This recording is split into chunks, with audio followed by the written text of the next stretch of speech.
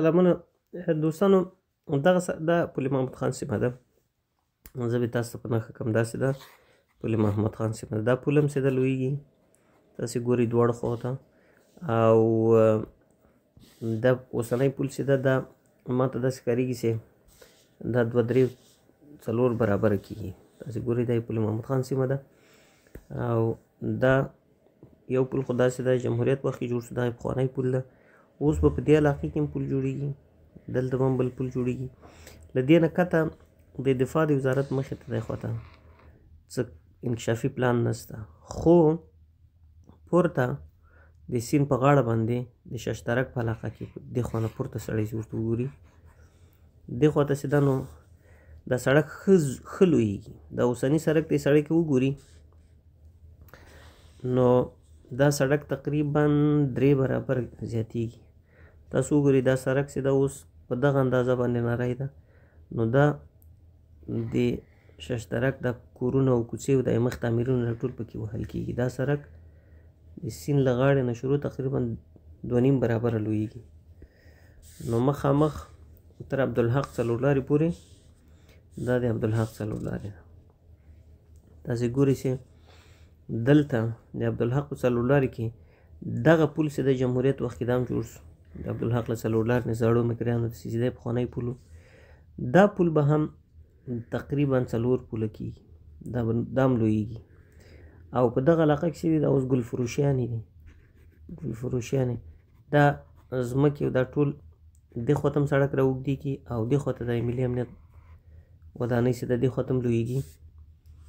نو دا مخامخ په همدې پټیو کې راځي، د معدن وزارت مخې ته تېرېږي. دا کافي ډېر زیات معدن وزارت خو دغلته ده، خو دغه پټیو ځمکې چې دي د سیند غاړه کې دا ټول پکې لوی او دا 40 متره سړک ده تر محمد خانه پل محمد خانه پورې وه. دا پراختیا مومي. د دې اوږدوالی کېدی شي څه باندې 1 کیلومتر وي، څه باندې 1 کیلومتر. نو عرض یې چې دا 40 متره ده او 4 سړکونه دي. نو دا 4 سړکه به مخامخ راځي پل محمد خان ته، بیا نو کته مخامخ نه ځي د هغه خوا ته. داسې ده تاسې له دې پل محمد خان نه کته دې خوا ته نور انکشافي پروګرام نشته، ځکه دا د دفاع وزارت او د ارګ او دوهم امنیتي حوزه او پخوانی د معدن وزارت اوس ادارې امور مربوطه دلته نو څه پلان نشته. د مالیې وزارت یو وخت ما اورېدلي اوس د مالیې وزارت دا هم په سړک کې داسې یو وخت ما اورېدلي اوس دلته هم داسې دا سړک پراختیا مومي، خو اوس پکې څه نشته دی نوي پلان کې. دغه سړک چې ده دا اوس جوړ شو، دغه دا نوی مارکیټ داسې جوړ شوی ده، دا عصري مارکیټ. خو له دې نه د پل محمد خانه پورې په دې علاقه کې هېڅ هم نشته انکشافي پروګرام. ولې له پل محمد خان نه پورته چې هغه د پراختیا مومي دا سړک، او د عیدګاه د جومات خوا ته هم چې دا پراختیا مومي. دا تاسو ګورئ دا د جشن ځای ده پخوانی، دا کانال ده او دا د جشن ځای ده، دا ټول مکمل سړک کېږي. نور سړکونه چې دي په دې کې ډېر زیات انکشاف نه لیدل کېږي په دې ساحه کې. دغه سړک چې ده عکس ما ته داسې ښکارېږي چې دا عکس اخیستل شوی ده له یو اړخ نه.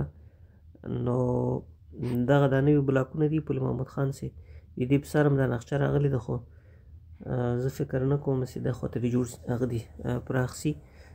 او ځکه دغو علاقو کې دا سړک هغه تصویر چې ده له یې خوا اخیستل شوی. تاسې دې ودانیو دا سیوری ګورئ، دغو ودانیو دا سیوری چې ګورئ دا عکس چې ده له دغه خوا رااخیستل شوی دا تصویر. نو ځکه دلته د ودانۍ داسې ښکارېږي چې په دې سړک ولاړې په دې علاقه کې، نو عکس له دې خوا اخیستل شوی ده. نو د دې تعمیر په بیخ کې هم دا نقشه صحیح راغلی ده.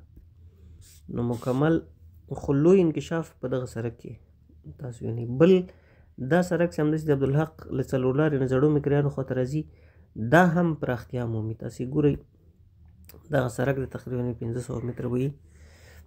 دا سړک هم چې ده پراخېږي، لویېږي او دا اوسنی چې د 2 سرکه ده، دا سرکونه چې دي دا 2 سرکه دي د مکریانو په خوا کې. دا ښکارېږي چې خو دغه دولتي نظامي ځای ده، په دې کې دا انکشاف مومي. نو بیا دا د سیمټ خانې تر دې څلور لارې پورې راځي. دلته نو بیا دا سړکونه چې دي 20 متره پراخېږي پورته ټاپې خواته، خو نور بیا پکې نشته. او دغه سړک چې ده د زړو مکریانو دې کې هم لږ انکشاف ښکارېږي چې یو څه دا سړک هم لوی وي. اوس هم 2 سړکه ده، خو ښکارېږي دغلته دا د بلاکونو خوا لارې پکې نیول سوې ده. ولې دا سړک اصلي لویوالی چې ده د پل محمود خان او د عبدالحق څلور لارې ترمنځ دا د ششترک منطقه کې لوی سړک چې ده له دې علاقې نه شروع کېږي تر دې علاقې پورې. نو دا سړک چې ده که دا لوی سي دلته به دا ټرافیکي مشکل ډېر حل سي.